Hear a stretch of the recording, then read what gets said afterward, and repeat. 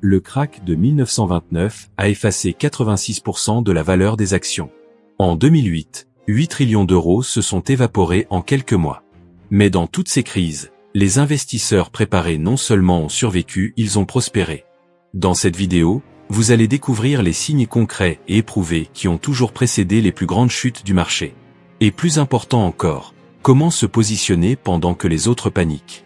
L'histoire des marchés est marquée par des baisses abruptes qui ont pris la plupart des gens par surprise. En 1929, l'euphorie a laissé place au désespoir, et le marché a mis plus de 20 ans à se rétablir. En 1987, en l'an 2000 et en 2008. Ce ne fut pas seulement une correction, mais une destruction de décennies de progrès. Bien que les causes semblent différentes, le comportement du marché et des investisseurs a toujours suivi le même scénario. D'abord vient l'optimisme irrationnel, ensuite l'excès de risque, et enfin, la panique. Le schéma se répète avec une précision troublante. Et lorsque cela se produit, la récupération n'est pas rapide, elle prend des années. Seules les personnes ayant traversé cela savent combien il est douloureux de voir des années de construction de patrimoine s'évaporer en quelques semaines. Et si vous pensez que cela appartient au passé, il suffit de se rappeler de la crise de l'euro ou de la chute de la Deutsche Bank en 2016. La fragilité est encore ici, déguisée en stabilité. Mais que, exactement, précède ces collapsus? Il y a en tout 4 signes. La spéculation débridée est comme un feu lent qui cuit l'investisseur sans qu'il en ait conscience. Lorsque les gens commencent à emprunter pour investir, ou utilisent la marge comme s'il s'agissait de revenus, le risque cesse d'être financier et devient structurel. Beaucoup d'investisseurs commencent à traiter des dérivés complexes qu'ils ne comprennent pas. Ils vendent de la volatilité, levèrent des options, ou entrent dans des produits structurés avec une liquidité douteuse. La promesse de rendement rapide est toujours tentante. Ce type de spéculation peut être divisé en 3 catégories. La première est l'effet de levier explicite, utiliser de l'argent qui n'est pas le vôtre. La seconde est l'ignorance déguisée en audace, lorsqu'une personne investit dans des actifs qu'elle peine à expliquer. La troisième est la spéculation de masse, entrer parce que tout le monde y entre. Pour vous protéger de manière pratique, établissez votre propre liste d'alarmes. Recevez-vous des conseils d'investissement de personnes qui n'ont jamais parlé de finance auparavant? Voyez-vous des personnes ordinaires devenir des influenceurs d'actifs miraculeux? Ce sont des signes. Et plus ils apparaissent, plus nous sommes proches du sommet. Le marché ne semble jamais dangereux lorsqu'il est en hausse. Mais c'est justement dans ce confort collectif que le danger se cache. Et si cela vous semble familier, attendez de voir le prochain signe. L'euphorie du marché est peut-être le signe le plus séduisant et en même temps le plus trompeur. C'est lorsque le sentiment général cesse d'être prudent pour devenir triomphal. Et lorsque ce récit s'installe, il apporte avec lui un type d'optimisme qui semble logique, mais qui est purement émotionnel. Les médias renforcent ce comportement. Les records sont célébrés comme des titres. Les PDG deviennent des célébrités. Les actifs ne sont plus discutés sur la base des bénéfices ou des fondamentaux, mais en fonction de promesses et de projections. C'est ici qu'entre en jeu le risque invisible. Tout le système commence à se nourrir de confiance, et non de données. Reconnaître cette euphorie nécessite une question simple mais puissante. Si tout le monde a raison, qui analyse froidement? Quand il n'y a plus de doute sur le marché, c'est le signe que le doute a été remplacé par la foi. Et la foi, dans le monde des investissements, a souvent un prix élevé. Si vous avez l'impression qu'il est impossible de perdre, ou que cela ne peut pas échouer, alors arrêtez-vous et réfléchissez. Car lorsque l'euphorie domine, la logique disparaît. Et ce qui vient après, presque personne n'est préparé à le voir. Le 4e signal est la volatilité croissante. Lorsque le marché commence à fluctuer de plus d'1%, que ce soit à la hausse ou à la baisse, en une seule journée, de manière répétée, quelque chose ne va pas. C'est une instabilité émotionnelle collective qui se reflète dans les prix. Le volume des transactions change également. Il augmente de façon atypique, indiquant que beaucoup de personnes entrent ou sortent en même temps. Cela signifie généralement une chose, le marché est tendu, en attente d'un déclencheur. Et lorsque ce déclencheur survient, même s'il est petit, les conséquences peuvent être énormes. C'est exactement ce que nous avons observé en mars 2020. En quelques jours, les indices ont chuté de 30%. Ce n'était pas seulement la pandémie, c'était la réaction en chaîne d'un marché déjà nerveux, qui a explosé lorsque la peur s'est concrétisée. La volatilité extrême ne surgit pas de nulle part. Elle s'accumule, silencieusement. jusqu'à ce qu'elle ne puisse plus se contenir. C'est pourquoi il faut rester attentif lorsque les mouvements semblent exagérés, même sans grande nouvelle en arrière-plan. C'est un signe que le terrain est instable. Et le plus important, savoir identifier ces signaux n'est que la moitié du chemin. La grande question maintenant est: comment protéger votre patrimoine lorsque tous ces alertes apparaissent?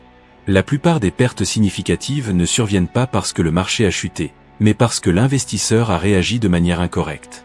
La peur de manquer une occasion amène beaucoup de gens à entrer sur le marché lorsque les actifs sont déjà à leur sommet. Et l'effet de masse pousse à son tour des foules à prendre des décisions irrationnelles, comme vendre au moment de la baisse. Beaucoup commencent à justifier ces décisions avec des arguments tels que « tout est en train de chuter, il vaut mieux sortir maintenant » ou « si je n'entre pas rapidement, je vais manquer la prochaine hausse ». Mais ces phrases naissent généralement de la peur, pas de l'analyse. Une vérité dérangeante est que l'esprit de l'investisseur rationnel s'effondre lorsque le portefeuille baisse de plus de 20%. Cela se produit pour une raison psychologique connue, l'aversion à la perte. Perdre 100 € fait bien plus mal que gagner les mêmes 100 € ne fait de bien. Et cette douleur conduit à des décisions hâtives. C'est pourquoi se protéger de soi-même est aussi important que de se protéger du marché. Mais comment créer une structure qui fasse cela pour vous, même lorsque tout semble s'effondrer? C'est grâce à une diversification intelligente. La diversification n'est pas seulement une question de répartition des investissements entre différents actifs. Il s'agit de comprendre le rôle que chaque partie de votre portefeuille joue dans différents scénarios économiques. Beaucoup d'investisseurs pensent être protégés simplement parce qu'ils détiennent des actions de différentes entreprises, mais toutes réagissent de la même manière à une crise systémique. Le véritable équilibre vient lorsque vous diversifiez par fonction: croissance, protection contre l'inflation, contre la déflation, et stabilité. Warren Buffett a donné un exemple classique de cela lorsqu'il a commencé à réduire son exposition à Apple.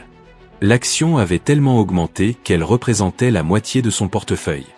Bien qu'il s'agisse de l'une des entreprises les plus rentables au monde, le risque de concentration était évident. Et il a agi avec logique, pas avec attachement ou avidité. Une erreur commune est de diversifier uniquement au sein de la zone euro ou uniquement entre des actions technologiques. Mais lorsque la même variable affecte tous les actifs en même temps, cette diversification ne protège pas. Elle crée seulement une illusion de sécurité. Maintenant, si l'idée est de créer un portefeuille véritablement résilient, il existe une structure déjà testée qui va au-delà de la théorie. Le portefeuille All-Weather, créé par Ray Dalio, a été conçu pour résister à tous les scénarios économiques: croissance, récession, inflation ou déflation. Et oui, il peut être parfaitement adapté au contexte européen. La logique qui le sous-tend est simple mais puissante: équilibrer le portefeuille par fonction économique, et non par catégorie d'actifs. Dans la version adaptée pour nous ici en Allemagne, il est possible de construire cette structure avec des ETF. Les actions peuvent être représentées par des ETF comme le MSCI World. Pour les titres publics à long terme, il existe également des ETF pour les titres gouvernementaux. Quant à la part des matières premières, elle peut inclure de l'or physique, qui joue également un rôle essentiel en tant qu'assurance crise.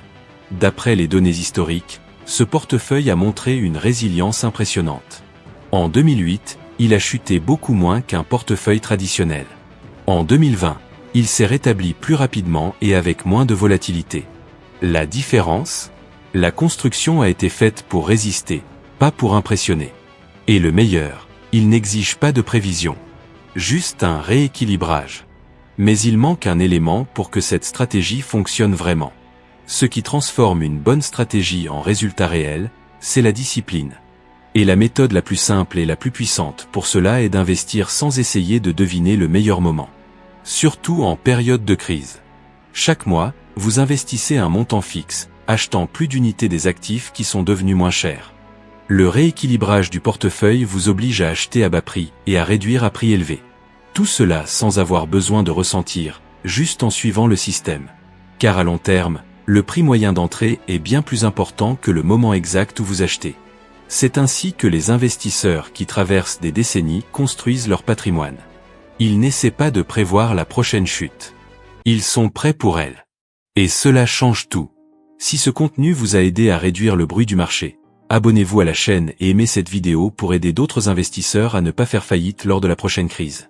Le secret n'est pas de prévoir le prochain effondrement, mais d'être prêt pour cela. Renforcez votre discipline. Protégez votre patrimoine. Commencez dès aujourd'hui. À bientôt pour la prochaine vidéo. Un des signes les plus fiables qu'il existe un problème sur les marchés est la surévaluation généralisée des actifs. Lorsque le prix des actions s'éloigne trop de la réalité de l'économie.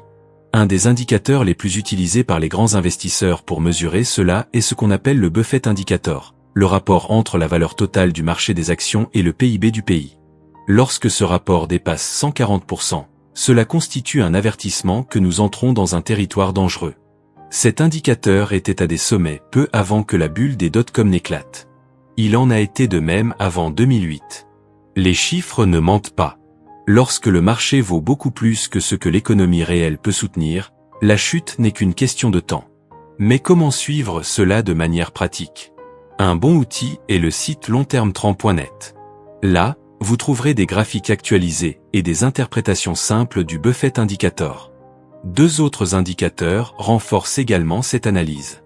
Le premier ajuste le prix des actions selon les bénéfices moyens des 10 dernières années. Le second est le ratio du prix sur la valeur nette, qui montre combien nous payons pour le patrimoine réel des entreprises. Plus les prix sont éloignés de l'économie réelle, plus votre portefeuille devient fragile. Mais ce n'est que le premier signe. Le suivant est encore plus subtil et dangereux.